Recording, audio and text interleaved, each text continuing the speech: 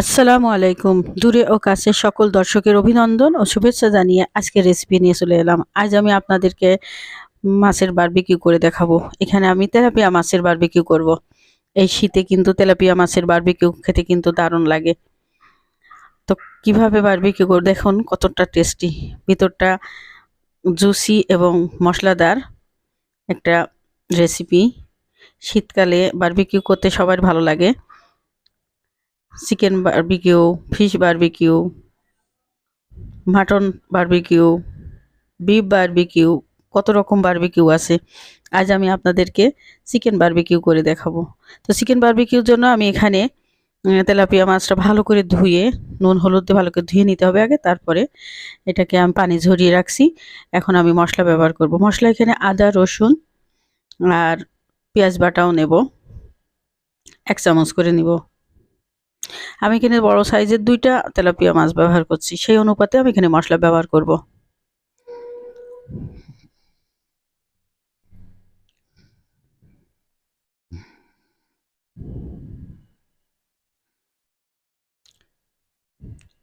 গুঁড়া মশলার ভিতরে এখানে হলুদ, মরিচ, জিরা ধনের গুঁড়া,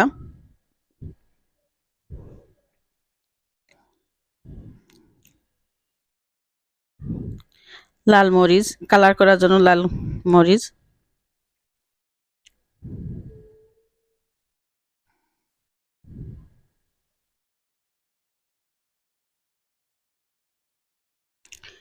স্বাদ মতো লবণ,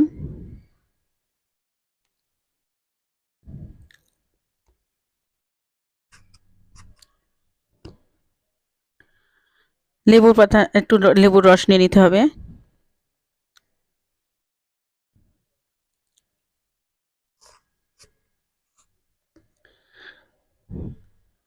এখানে টমেটো সস আর সয়া সস আর বারবিকিউ সস এটা ব্যবহার করতে হবে। বারবিকিউ সস যাদের ঘরে নেই অসুবিধা নেই, তবে থাকলে কিন্তু ব্যবহার করবেন। আমি কিন্তু বারবিকিউ সস এখানে ব্যবহার করিনি, কারণ আমার সসটার ডেটটা ওভার হয়ে গেছে। এজন্য আমি বুঝতে পারিনি, পরে দেখি বারবিকিউ সসটার ডেট ওভার, এজন্য আমি ব্যবহার করিনি। আপনাদের থাকলে আপনারা ব্যবহার করবেন, খেতে কিন্তু ভালো লাগবে। তা আমি এখানে টমেটো সস আর সয়া সসটা নিয়ে নিয়েছি। এখন এটা ভালো করে মাখিয়ে নেবেন।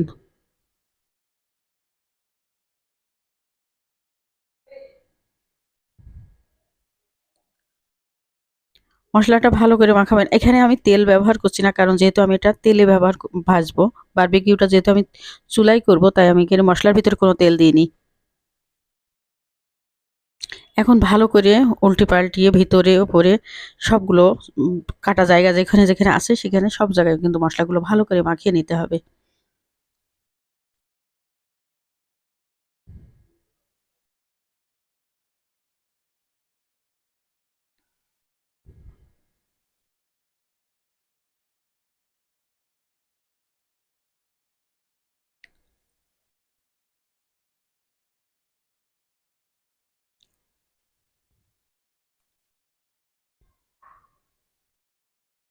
এভাবে উল্টিয়ে উল্টিয়ে ভালো করে মশলাগুলো মাখায় নিবেন।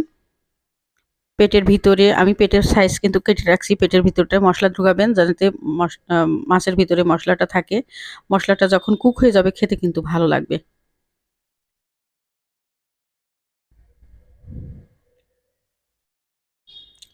মশলা মাখানো হয়ে গেলে আমি ১০-১৫ মিনিট মতো মেরিনেট করে রাখবো। যেহেতু এটা মাছ, বেশিক্ষণ মেরিনেট করে রাখা লাগবে না। কিছুক্ষণ রাখলেই হবে। মশলাটা গায়ের সাথে সেট হয়ে গেলে আমরা এটা চুলায় বারবিকিউ করব।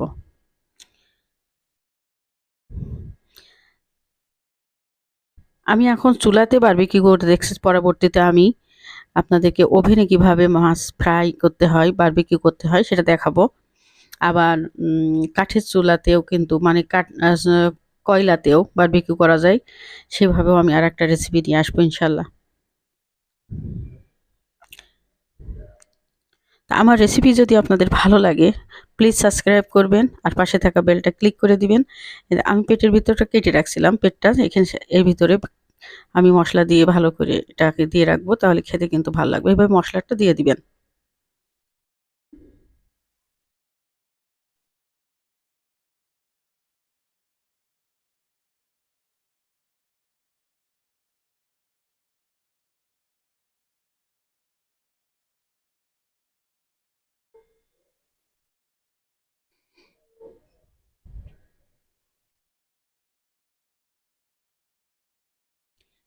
আমি চুলাতে তেল দিয়ে মিডিয়াম আছে এটা ভাজতে হবে যাতে পুড়ে না যায়, খেয়াল রাখবেন। মিডিয়াম টু লো আছে এটা উল্টে পাল্টে ফ্রাই করে নেবেন মশমশা করে। যেহেতু এটা চুলায় বারবিকিউ, তাই আমি চুলাতেই দেখালাম। বারবিকিউ তো মূলত আসলে কাঠ কয়লাতে করতে হয় বা অন্য চুলা, ইলেকট্রিক চুলা। যাদের কাছে এটা নেই তারা এইভাবে বারবিকিউ করে খেতে পারবেন, কিন্তু বারবিকিউর মতোই স্বাদ লাগবে ইনশাল্লাহ। বাকি মশলাগুলো এভাবে গায়ে গায়ে মিশিয়ে দেবেন, তাহলে মশলাটা থাকবে। মশলাটা থাকলে কিন্তু বেশ টেস্ট লাগবে মাছটা।